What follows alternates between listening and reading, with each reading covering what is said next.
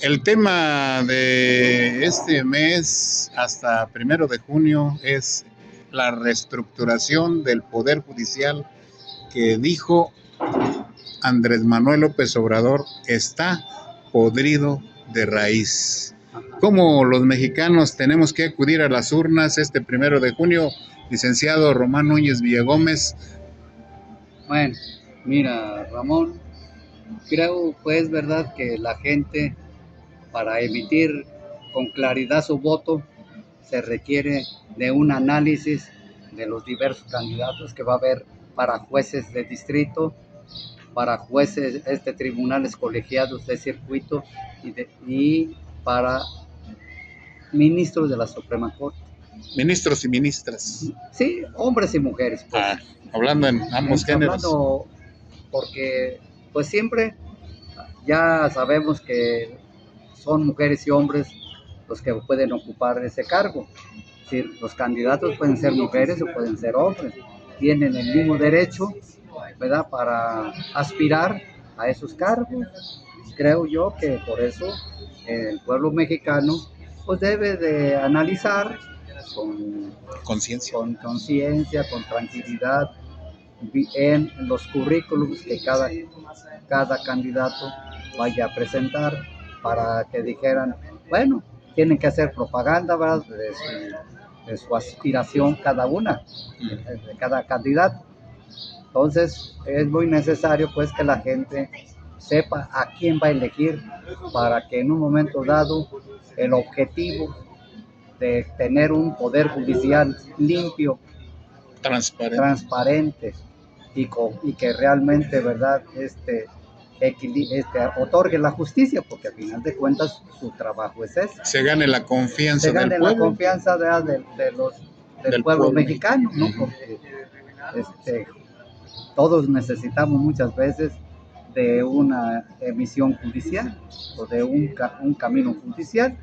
Entonces, todos impartición de justicia, pues ahora sí, valga la redundancia, justa. Claro, sí, porque cada día tenemos que dar un paso más hacia adelante.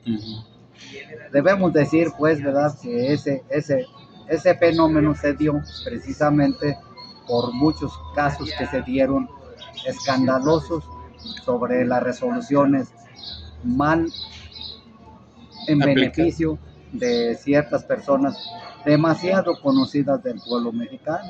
La corrupción en plenitud. La corrupción clara y muy clara y definida, ¿verdad?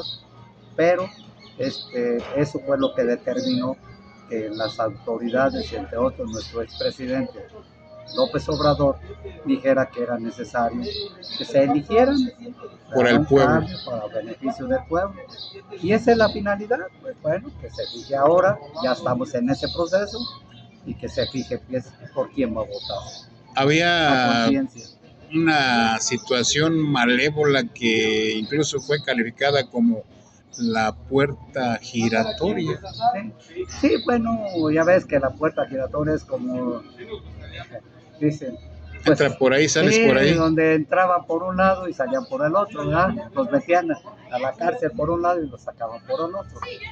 O sea, se dieron casos muy bochornosos, muy claros, y eso provocó que hubiera esta reforma, ¿verdad? Pero fueron fenómenos que se dieron en el tiempo de los gobiernos neoliberales. Claro. ¿De qué sexenio se podría pensar que se denigró? ¿Verdad?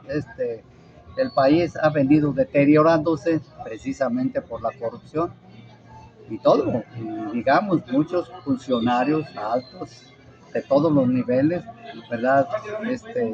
Se les ha descubierto que han obrado mal, es decir, en forma corrompida, pues, en forma anormal, y que no se preocuparon por servir a un pueblo, sino que se sirvieron ellos una cuchara grande. Una cúpula de beneficios, y en el cual corrompieron también al Poder Judicial, entre otros, pues, desde luego. ¿Podríamos recordar de nivel, ¿verdad? de qué sexenio a la fecha viene este fenómeno? Bueno, mira, yo creo que siempre ha habido corrupción, pero se agudizó más. Claro, en mínima parte. pero se agudizó en los últimos gobiernos neoliberales, ¿verdad? En el cual de Cárdenas para acá. No, pues yo diría más bien empezó con Díaz Ordaz, Okay. ¿verdad? Que no permitía la expresión pública, ¿verdad? Y por eso, pues, reprimió el movimiento estudiantil del 68. Esa es la verdad. De ahí viene. De allí ha habido debacle. de ahí ha habido, pues, muchas represiones a las libres manifestaciones de las ideas. Y claro, todo esto que nosotros ahora podemos hacerlo es gracias a la lucha de mucha gente, ¿verdad? Para que pues, se abra la libre expresión, que pues, la gente hable decida libremente. Sí, ¿no? Y además que tenga las bases. No podemos hablar de alguien si no tenemos las bases y los fundamentos para decir si hiciste bien o hiciste mal. La elección de los ministros o del Poder Judicial no es nuevo, ya se había hecho en alguna otra historia de gobiernos. Sí, desde el siglo XIX sabemos bien que, por ejemplo, un gran presidente, ¿verdad? Que lo fue don Benito Juárez, don Benito Juárez, en la época de la Reforma, él había sido electo para presidente de la Suprema Corte. Él fue presidente. Y luego sustituyó al presidente porque él podía sustituir en caso de la ausencia del presidente, él suplía al presidente de la República. Primero fue suplente, presidente suplente, como presidente de la Suprema Corte, porque se fue Ignacio Comonfort, renunció y él dijo, pues me toca al presidente de la Suprema Corte de Justicia de la Nación, y él había sido electo para ese cargo. Ya había elecciones.